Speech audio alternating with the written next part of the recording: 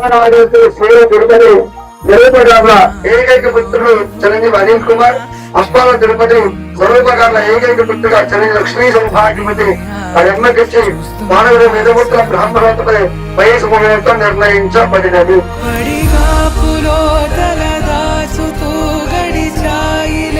ఇన్ని రోజులు ఒక క్షణములే ఒక యుగముల ప్రేమ.